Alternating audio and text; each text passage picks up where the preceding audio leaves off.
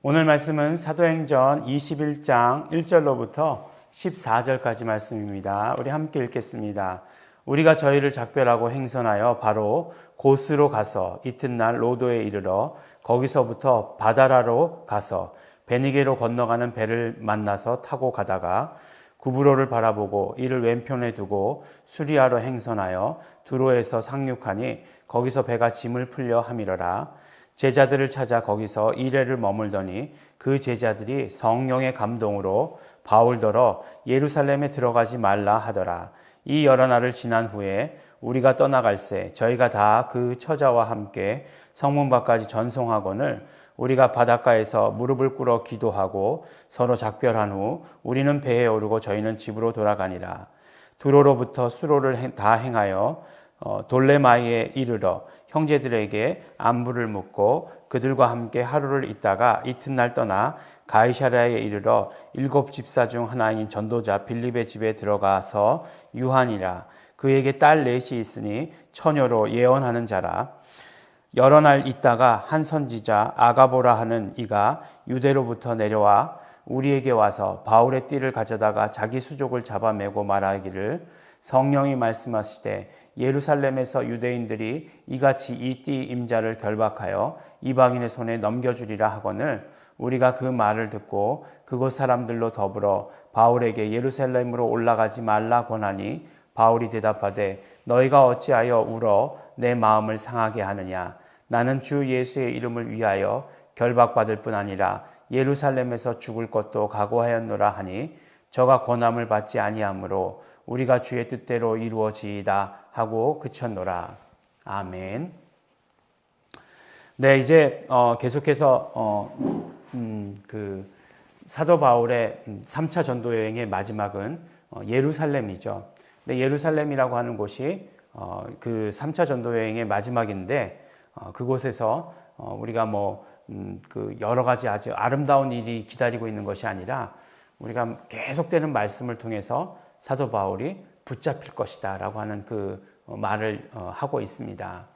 그러니까 이제 본문이 무거워지니까 우리의 마음도 막 무거워지는 것 같은 그런 생각이 듭니다. 근데 보면 이제 그 에베소에서 이제 여러 일꾼들과 이제 작별한 후에 이제 백길로 계속해서 백길로 이제 로도라고 고스라고 하는 것도 섬이고 로도라고 하는 것도 섬이고 계속해서 이제 백길로 이렇게 내려오는 여정을 이렇게 우리에게 보여주고 있죠. 그래서 이제 결국에는 어디까지 도착하느냐? 그러니까 두로와 시돈 지방 있는 그 예루살렘에서 멀지 않은 유대 땅에서 멀지 않은 그것을 이제 베니게 지방이라고 얘기하죠. 그 페니키아 지금은 얘기하면 베니게라고 하는 곳에 이제 머무르게 되는 거죠. 그런데 두로에서 제자들을 찾아서 이레를 머물렀다 이렇게 얘기하고 있는데 그 제자들이 성령의 감동으로 이렇게 얘기하고 있어요. 성령의 감동으로 바울더러 예루살렘에 들어가지 말라 하더라라고 이렇게 얘기합니다.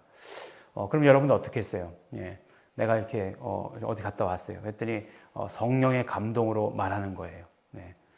그러면 그 말을 들어야 되겠습니까? 듣지 말아야 되겠습니까? 네, 참 곤란한 질문일 것 같은 그런 생각이 들어요. 근데 거기서도 또 마찬가지였어요. 그러다가 이제 또 보니까 또 작별하고서 이제 이렇게 배를 타고 어디로 갔냐 하면 이제 가이사라까지 이르렀어요. 가이사라라고 하는 곳은 우리가 굉장히 친숙한 동네죠. 그러니까 복음이 이제 예루살렘을 중심으로 해서 퍼지기 시작했을 때 예루살렘과 온 유대와 사마리아와 땅끝까지라고 얘기했을 때 이제 빌립이 사마리아 지방으로 전도를 갔다가 그 다음에 이제 바로 이 가이사라 지방으로 이렇게 가게 되는 그런 모습들을 보게 되지 않습니까? 마찬가지로 보니까 이 빌립이 어디에 있었느냐? 바로 가이사라에 이르렀다. 가이사라에 있었다라고 이렇게 이야기해주고 계세요. 그러니까 빌립은 우리가 누군지 잘 알죠. 그 세운 7 집사 중에 한 사람.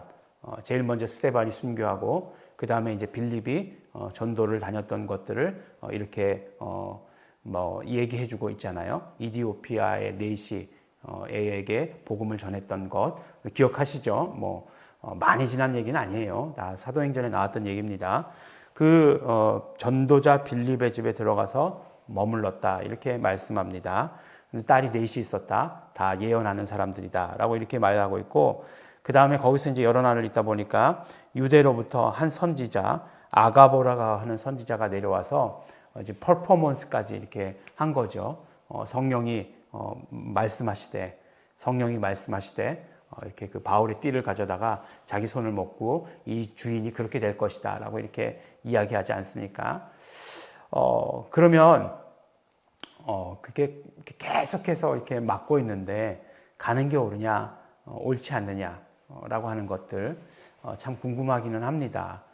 그냥 그들이 안타까워서 그들의 마음을 정말 막았다. 사도 바울이 가는 걸 막았다. 이렇게 얘기하면 인간의 마음이 뭐가 중요하냐. 이게 정말 하나님께서 하라고 하신 뜻이 있으니까 가는 것이다. 이렇게 하겠지만, 근데 그렇게 하는 것이 아니라 정말 성령이 그렇게 하게 하셨다라고 이렇게 이야기를 하니까 이 말을 들어야 되는 건지 말아야 되는 건지 오히려 더 헷갈린다는 것입니다. 근데 사도 바울이 결정적으로 이 말씀을 하시죠. 어떻게 말씀을 하십니까? 나는 주 예수의 이름을 위하여 결박받을 뿐 아니라 예루살렘에서 죽을 것도 각오하였노라 라고 이렇게 말씀을 합니다. 그러니까 무슨 말씀이에요? 그러니까 사도 바울이 행하는 이 모든 것들 주 예수 이름을 위하여라고 이렇게 말씀하시는 것을 보게 됩니다. 그러면 주 예수의 이름을 위해서라고 하는 것은 성령께서 하시는 그 모든 것들을 다 뛰어넘는 것이냐? 그런 말씀이 아니라 바로 그 모든 것, 그가 고난받고, 그가 죽고, 그가 결박당하고 하는 이 모든 것도 바로 예수 이름을 위하여다라고 이렇게 말씀을 해 주시고 계시는 것입니다. 그래서 보면 저가 권함을 받지 아니하므로 우리가 주의 뜻대로 이루어지이다 하고 그쳤노라. 이렇게 말씀하고 있잖아요. 이 말씀을 보면서 어떤 생각이 들죠? 예수님께서 십자가에 달려서 돌아가실 때에 그때 기도하셨던 모습이 생각이 납니다. 아버지여, 거둘만 하시거든 이 잔을 내게서 지나가게 하옵소서. 그러나 내 뜻대로 마옵시고 아버지의 뜻대로 하옵소서. 라고 이렇게 말씀하셨던 것들. 분명히 예수님께서도 그 십자가의 길이 죽음의 길이고 분명히 죽으러 가시는 그 길인 것을 다 아시면서도 아버지의 뜻을 이루기 위해서 그렇게 하셨다라고 하는 것을 말씀하신 것처럼 사도 바울이 주 예수의 이름으로 고난받고 주 예수의 이름으로 결박당하고 주 예수의 이름으로 죽음을 각오하는 이런 모습들이 그 모습이 이제 오버랩됐다. 그게 그거다라고 하는 말씀은 결코 아니고요. 그래서 사도 바울이 죽은 것이 그래서 죽었다라고 하는 것이 결코 아닌 것을 우리가 알 수 있는 것이죠. 오늘 말씀 가운데서도 또 이제 우리가 이제 예수 이름을 중심으로 해서 이 사도행전을 바라보자라고 이렇게 얘기하면서도 오늘은 예수 이름을 말하겠어? 이런 생각이 들었었어요. 그런데 너무나도 저의 생각과는 빗나가게 구절마다 예수 이름을 위하여라고 하는 것이 있는 것들을 우리가 보게 됩니다. 우리가 삶의 목적, 우리의 어떤 그 모든 삶에 우리가 왜 사는가라고 하는 질문을 했을 때 이 오늘 말씀이 사도 바울의 오늘 말씀이 우리에게 대답이 된다라고 이렇게 생각이 듭니다. 뭐라고요? 주 예수의 이름을 위하여 이렇게 이야기하는 것이죠. 우리가 왜 고난받아야 하는가? 주 예수의 이름을 위하여 고난받습니다. 우리가 모든 것, 정말 죽는 것, 죽을 힘을 다해서 애쓰는 것, 이 모든 것도 주 예수의 이름을 위하여.